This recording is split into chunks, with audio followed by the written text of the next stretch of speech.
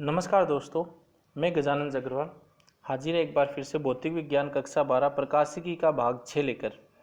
अभी तक हमने गोलीय दर्पण के बारे में काफ़ी कुछ पढ़ लिया है। आज हम लेके आए गोलीय दर्पण के लिए फोकस दूरी व वक्रता त्रिज्या में संबंध F बराबर R/2। F क्या है? फोकस दूरी है। R क्या है? वक्रता त्रिज्या है। यह हमें बहुत ही ध्यान से समझना है। समझने के दो तरीके हैं दोस्तों। पहले तो हमें चित्र समझना है। अगर हम इसका चित्र समझ जाएंगे, डायग्राम, अगर हम इसके बारे में डायग्राम क्या क्या बोल रहा है, डायग्राम में क्या क्या चीज़ें वो समझ जाएंगे तो हमें डेरिवेशन में कहीं भी दिक्कत नहीं आएगी। और अगर आप ऐसा चाहते हो रटना है तो देखिए दोस्तों, आपको रटना पहले तो डायग्राम रटना पड़ेगा और फिर डेरिवेशन रटनी पड़ेगी, जो कोई मेरे हिसाब से फिजिक्स में रटना तो अलाउ होता ही नहीं है। फिजिक्स तो रटी जा ही नहीं सकती है, इसलिए डायग्राम पे हमें ध्यान देना है। दूसरा बात यह है कि एग्जाम के अंदर अगर ये प्रश्न आएगा तो डायग्राम 1 नंबर का आएगा। अगर हमें वो 1 नंबर चाहिए तो हमें डायग्राम की बहुत अच्छे से प्रैक्टिस होनी चाहिए। तो आज इसी के साथ हम शुरू करते हैं गोलीय दर्पण के लिए फोकस दूरी व वक्रता त्रिज्या में संबंध। तो पहले तो मैं एक रफ डायग्राम आपको बना के थोड़ा क्लियर करता हूँ। तो ये हम जो शुरू करें वो अवतल दर्पण के लिए शुरू करें। तो ये हो गया दोस्तों एक गोलीय दर्पण। अगर हम इसकी बाहरी सतह पर पॉलिश कर देंगे, बाहरी सतह पर पॉलिश कर देंगे तो ये कौन सा हो जाएगा? अवतल दर्पण। ये हो जाएगी मुख्य अक्ष, और मुख्य अक्ष के अगर समांतर किरण आती है तो हमने नियम पढ़ा हुआ है, वो किधर से जाएगी? परावर्तन के पश्चात फोकस से जाएगी। तो ये क्या हो गया? इसका फोकस। और हमने पहले लेक्चर में परावर्तन के बारे में ऐसा पढ़ा था, अगर कोई किरण आती है तो वो सतह से टकराकर वापस उसी माध्यम में चली जाएगी। तो आपतित किरण, परावर्तित किरण और अभिलंब तीनों एक ही तल में रहते हैं, और आपतन कोण I और परावर्तन कोण R दोनों बराबर होते हैं। तो यहाँ पर देखिए, अगर कोई दोस्तों सर्किल, कोई दोस्तों वृत्त है तो उस वृत्त का एक केंद्र होगा। तो केंद्र से अब यहाँ पर कोई भी अगर हम त्रिज्या लेते हैं, केंद्र से कोई भी त्रिज्या लेंगे तो वो क्या होती है? उस वृत्त पे अभिलंब ही होती है। तो यहाँ पे जो अभिलंब लेंगे वो किधर से जाएगा? वक्रता केंद्र से जाएगा। तो ये कोण I हो जाएगा और ये कोण R हो जाएगा। ये आपतन कोण हो जाएगा और ये परावर्तन कोण हो जाएगा। तो ये एक छोटा सा डेमो मैंने दे दिया है। अभी हम बढ़िया तरीके का डायग्राम देखते हैं। नीट एंड क्लीन डायग्राम मैंने बना रखा है आपके लिए।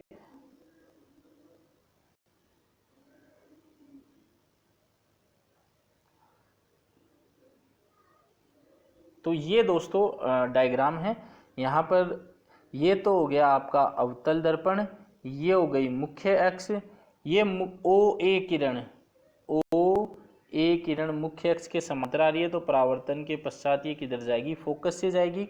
और ये हमने अभिलंब डाल रखा है जो कि C से जाएगा, ये अभिलंब हो गया। तो आपतन कोण इस अभिलंब के साथ जो कोण बनाएगी उस कोण का नाम हमने I दे दिया। और ये परावर्तित कोण जो अभिलंब के साथ कोण बनाएगी उसको हमने नाम दे दिया R।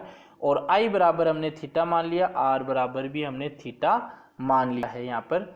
अब देखिए दोस्तों, अगर आप इस चित्र को थोड़ा ध्यान से देखेंगे तो यहाँ पर ये कोण कितना है? थीटा। ये कोण कितना है? थीटा।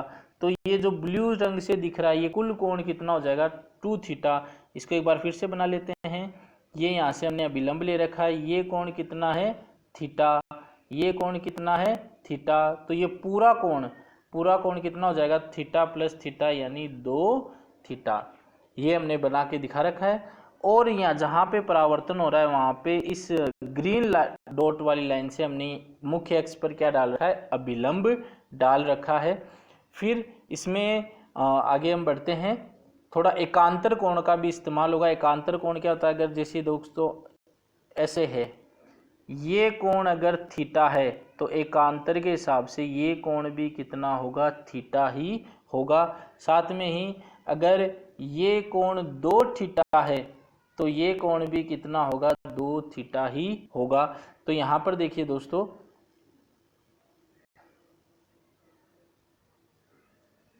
ये कोण कितना है? I बराबर थीटा। तो एकांतर के हिसाब से ये कोण कितना हो जाएगा? थीटा। और ये पूरा कोण कितना है? ये पूरा कोण कितना है? 2 थीटा। तो एकांतर के हिसाब से ये कोण भी कितना हो जाएगा, 2 थीटा। आगे फिर से इसके बारे में डिस्कशन करते हैं, तो बढ़ते हैं आगे। अब देखिए दोस्तों, कोण आई बराबर क्या है, थीटा। कोण आई बराबर थीटा, कोण आर बराबर थीटा। तो यहाँ पे आई बराबर आर बराबर क्या हो गया, थीटा हो गया। अब यहाँ पर कोण है, तो कोण क्या ले रहे हैं हम, ओ ए सी। ओ ए सी ये कितना कोण है, थीटा। तो ए सी पी, सॉरी ए सी पी, ए सी पी, तो वही एकांतर के हिसाब से ये कोण भी कितना होगा, थीटा होगा। तो कोण ओ ए सी और कोण ए सी पी बराबर क्या हो जाएगा, थीटा, यानी एकांतर कोण। साथ में दोस्तों अब कौन ले रहे हैं, ओ ए एफ। तो ओ A F, O A F चित्र में अगर बात करें तो ओ ए एफ ये वाला कोण, और ये पूरा कोण कितना है, 2 थीटा। फिर हम कौन ले रहे हैं, A C P. A F P, ये सी नहीं आएगा दोस्तों यहाँ पे, ए एफ पी। तो ये हो जाएगा ए एफ और ये हो जाएगा पी। तो ये 2 थीटा है, तो एकांतर के हिसाब से ये भी कितना कोण हो जाएगा, 2 थीटा। तो कोण ओ ए एफ और कोण ए एफ पी, कोण ए F P, A F P कितना हो जाएगा, 2 थीटा एकांतर के हिसाब से। तो ये लिखते चलना दोस्तों, मैं स्लाइड्स जो है वो आगे बढ़ाता रहूँगा, तो ये दिखेगा नहीं, आप लिखते हुए चलना। आगे बढ़ते हैं। अब हम त्रिभुज ले रहे हैं।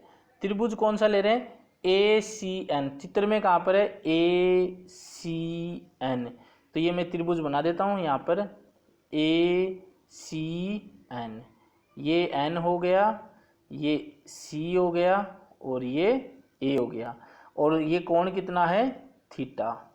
तो थीटा है ये कोण, तो टेन थीटा। टेन थीटा क्या बनता है, लंब बट्टा आधार। मैंने लिख रखा है लंब बट्टा आधार, और हमेशा कोण के सामने वाला क्या होता है, लंब। तो लंब क्या हो गया, ए एन, और आधार क्या हो गया, सी एन। ए एन बट्टा सी एन। अब हम एक चीज ये मान रहे हैं कि माना थीटा का मान बहुत कम है। अब ये समझने वाली बात है दोस्तों, अगर थीटा का मान क्या है, बहुत कम, तो देखिए दोस्तों पहले इसके बारे में हम समझते हैं। अगर थीटा का मान क्या हो, तो ये रफ चित्र मैंने बनाया है, यहाँ पर ये थीटा है कोण। थीटा कम होगा, कम कब होगा, अगर कोण यहाँ पर बने। अगर कोण यहाँ पर बनेगा तो और कम हो जाएगा, अगर कोण यहाँ पर बनेगा तो और कम हो जाएगा, और अगर कोण यहाँ पे बनेगा तो और कम हो जाएगा। तो थीटा क्या होता जाएगा, कम होता जाएगा। तो टेन थीटा किसके बराबर हो जाएगा, लगभग थीटा के बराबर हो जाएगा। दूसरी चीज देखिए दोस्तों, हमारी सतह कैसी है। एक तो ये चीज हमें समझने हैं, आप नहीं समझ में आया तो कमेंट कर सकते हैं।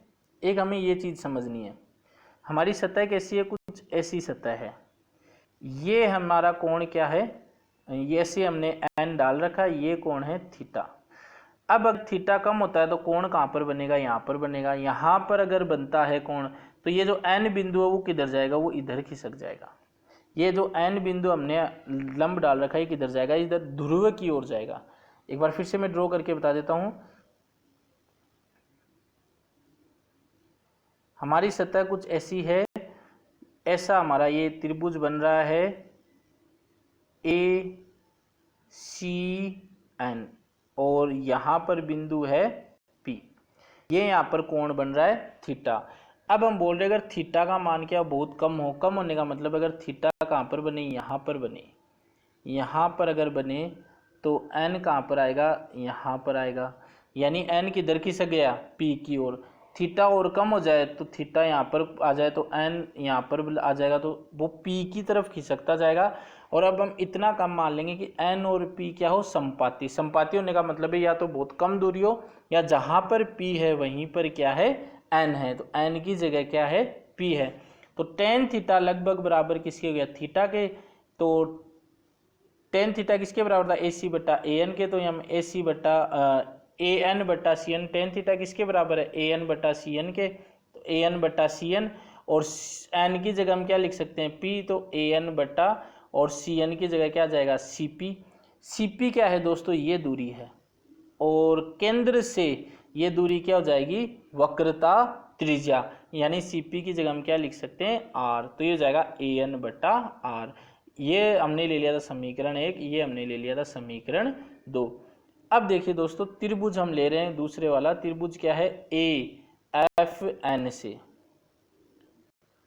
त्रिभुज है इस बार ए एफ एन, कौन सा है ए तो ये रहा, एफ ये रहा और एन ये रहा, तो वो वैसा का वैसी डेरिवेशन अब दोबारा से हो जाएगी। ये ए हो गया, ये एफ हो गया और ये हो गया एन। इस बार ये कोण कितना है 2 थीटा, तो वही tan 2 थीटा, tan होता है लंब बटा आधार, सामने वाला लंब तो ए एन, आधार क्या हो जाएगा एफ एन। इसी की तरह अब हम मान लेंगे कि 2 थीटा का मान क्या हो बहुत कम हो, तो माना कि हमने यही चीज मान ली कि 2 थीटा का मान क्या है बहुत कम है। अब 2 थीटा का मान बहुत कम है तो वही डेरिवेशन हम करते हैं दोस्तों। हमारी सतह कैसी है, हमारी सतह है वक्र, ऐसी हमारी सतह है और ऐसा हमारा त्रिभुज है और ये हमारा कोण कितना है 2 थीटा।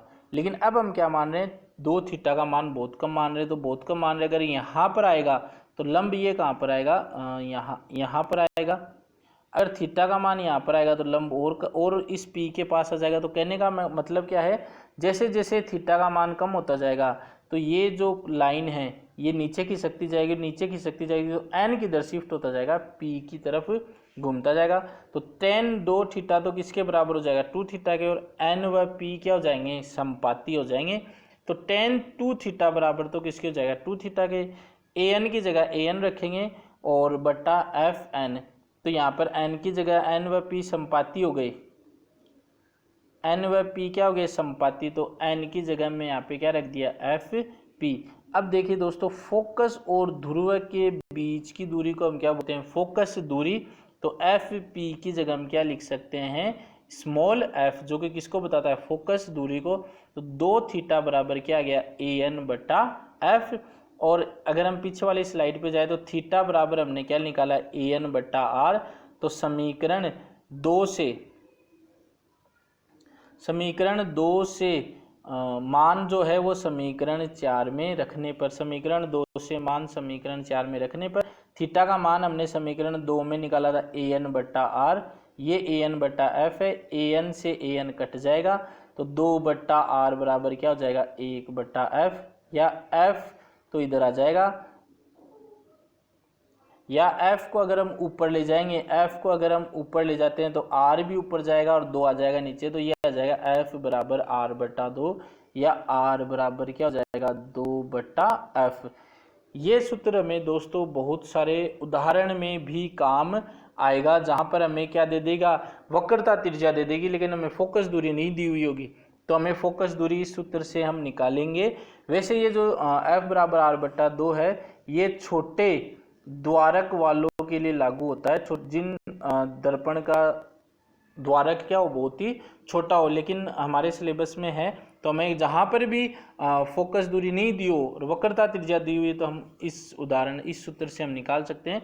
ये आपको पता लग गया होगा चित्र कितना महत्वपूर्ण है, तो चित्र आपको आना ही आना चाहिए। आगे बढ़ते दोस्तों, पिछले लेक्चर में मैंने कुछ एक क्वेश्चंस दिए थे हमने, तो उनमें पहला क्वेश्चन था क्या उत्तल दर्पण द्वारा बनने वाले प्रतिबिंब को पर्दे पर प्राप्त किया जा सकता है। तो देखिए दोस्तों हमने ऐसा पढ़ा है कि प्रतिबिंब जो होते हैं वो 2 प्रकार के होते हैं, एक तो होता है आभासी और एक वास्तविक। वास्तविक कब होता है जब किरणें मिलती हैं, और आभासी कब होता है जब मिलती हुई प्रतीत होती है। तो उत्तल दर्पण में हमने पिछली लास्ट लेक्चर में देखा था कि हमेशा मिलती हुई प्रतीत होती है, और मिलती हुई प्रतीत होती है तो प्रतिबिंब आभासी होता है, और आभासी होता है तो उसको पर्दे पर प्राप्त नहीं किया जा सकता। तो इसका उत्तर हो जाएगा उत्तल दर्पण द्वारा बनने वाला प्रतिबिंब आभासी होता है और आभासी प्रतिबिंब को पर्दे पर प्राप्त नहीं किया जा सकता है। दूसरा प्रश्न था एक उत्तल दर्पण है, एक अवतल दर्पण है, इनके ऊपर हम बैंगनी प्रकाश के स्थान पर लाल प्रकाश आपतित कर रहे हैं, तो उनकी फोकस दूरी पे क्या परिवर्तन होगा। तो देखिए यहाँ पे गौर करने वाली बात यहाँ पे क्या है, दर्पण है। दर्पण का मतलब क्या होगा, यहाँ पर क्या होगा, परावर्तन होगा। और परावर्तन में मैंने लिखवाया था पहले ही लेक्चर में कि चाल, तरंग दैर्ध्य और आवृत्ति में कोई भी प्रभाव नहीं पड़ता है। तो चाहे बैंगनी की जगह लाल रंग का प्रकाश डालो, अगर तरंग दैर्ध्य भी बदल रही है तो भी फोकस दूरी पर कोई प्रभाव नहीं पड़ेगा। तो इसका आंसर हो जाएगा दोस्तों, परावर्तन के पश्चात चाल, आवृत्ति व तरंग दैर्ध्य में कोई भी परिवर्तन नहीं होता है, तो फोकस दूरी में कोई भी परिवर्तन नहीं होगा। तीसरा प्रश्न था, एक आदमी एक विशेष सेट के दर्पण के सामने खड़ा है, उसका प्रतिबिंब बहुत छोटे सिर का है। अब प्रतिबिंब बहुत छोटा बन रहा है, तो ऐसा किस में होता है, उत्तल दर्पण में होता है। उत्तल दर्पण में हमेशा प्रतिबिंब वस्तु से छोटा बनता है। मोटा शरीर है, तो अवतल दर्पण में क्या होता है, अवतल दर्पण में याद करो, अगर वस्तु इतनी सी है तो प्रतिबिंब उसका बहुत बड़ा बनता है। तो पहले वाला उत्तल, दूसरे वाला अवतल, फिर सामान्य आकार का तो समतल दर्पण होता है, उसमें कोई भी परिवर्तन नहीं होता है, तो तीसरे वाला समतल। तो इसका उत्तर हो जाएगा उत्तल, अवतल व समतल। तो आज का वीडियो हमारा कैसा लगा हमें कमेंट करके ज़रूर बताइएगा, और कोई भी अगर चीज़ नहीं समझ में आए तो भी कमेंट कर सकते हैं। अभी तक यदि चैनल को सब्सक्राइब नहीं किया तो सब्सक्राइब कीजिए। धन्यवाद दोस्तों।